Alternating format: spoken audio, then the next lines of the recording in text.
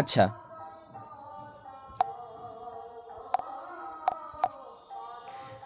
আচ্ছা শোনা যাচ্ছে, শুনতে পাচ্ছ? হ্যাঁ স্যার। বেশ, চলো আমরা ডাব্লিউবিপিএসসি বাংলা বিষয়ের শিক্ষক শিক্ষিকা নিয়োগের এর আগে আমরা এক কথায় প্রকাশ করেছি, আমরা অশুদ্ধি সংশোধন করেছি, আমরা লিঙ্গান্তরও করেছি, 3টি করে পর্ব করেছি, এবং অন্তিম ক্লাসে আমরা সমার্থক শব্দ পরিচিতি 1 নম্বর পর্ব করেছিলাম। আজ আমরা বিপরীতার্থক শব্দ পরিচিতি 1 নম্বর প্রথম এমসিকিউ পর্ব আজকে করব। চলো শুরু করা যাক। একদম শুরুতে 1 নম্বর প্রথম বলো কী হবে উত্তর? কুটিল শব্দের বিপরীতার্থক প্রতিরূপ কোনটি? অকুটিল, বাঁকা, সরল, হালকা। বলো, কোনো সমস্যা নেই, যেটা মনে হয় বলো। একদম একদম 100% সঠিক উত্তর হচ্ছে সরল। বাহ, খুব ভালো। নেক্সট 2 নাম্বার বলো।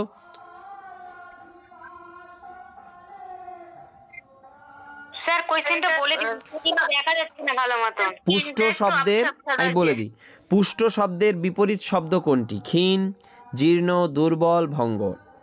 কোনটি হবে? পুষ্ট। ক্ষীণ।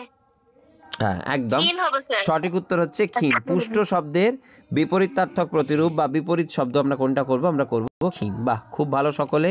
নেক্সট পরবর্তী প্রশ্ন। আমরা পরবর্তী প্রশ্ন দেখতে পাচ্ছি যে হর্ষ, হর্ষ শব্দের বিপরীতার্থক শব্দ আমরা কোনটিকে দেখতে চাই? বলো কোনটি হবে? হ্যাঁ নিশ্চয়ই, আমি বলে দিই হর্ষ শব্দের বিপরীতার্থক প্রতিরূপ বৃদ্ধি, বেহুশ, দুঃখ, আনন্দ। বলো, আমি বলে দিচ্ছি, সমস্যা নেই। হ্যাঁ বাহ, ভেরি গুড, সঠিক উত্তর হচ্ছে দুঃখ। আচ্ছা পরবর্তী প্রশ্ন বলে দিই আমি একটু না হয়। স্মরণ শব্দের বিপরীতার্থক শব্দ কোনটি? স্মরণ মানে দন্তের শয়ে ময়ে বয়বিন্দু র মূর্ধন্য। তাহলে হ্যাঁ যারা দেখতে পাচ্ছ ঠিক আছে। জাগরণ, বিস্মরণ, নির্লিপ্ত, উদিত। বলো কি হবে? হ্যাঁ, স্মরণ করা মানে মেমোরি, মনে করা।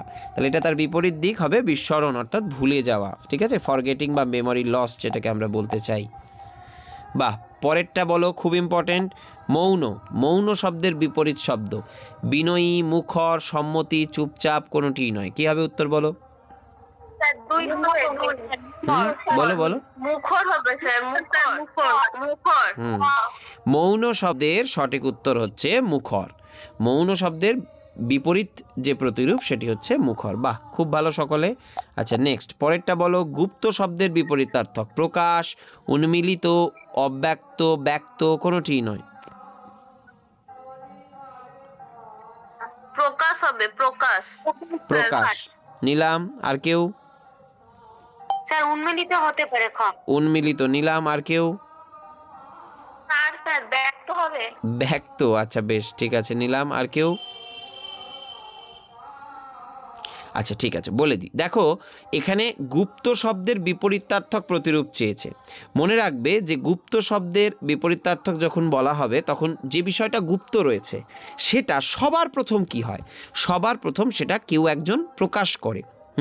এবং এই প্রকাশ করাটা কোথাও গিয়ে আমরা বলি যে যা পর্দা খুলে গেল বা বিষয়টা জানাজানি হয়ে গেল, উন্মিলিত হয়ে গেল। কিন্তু আসলে বিষয়টা হয় কি?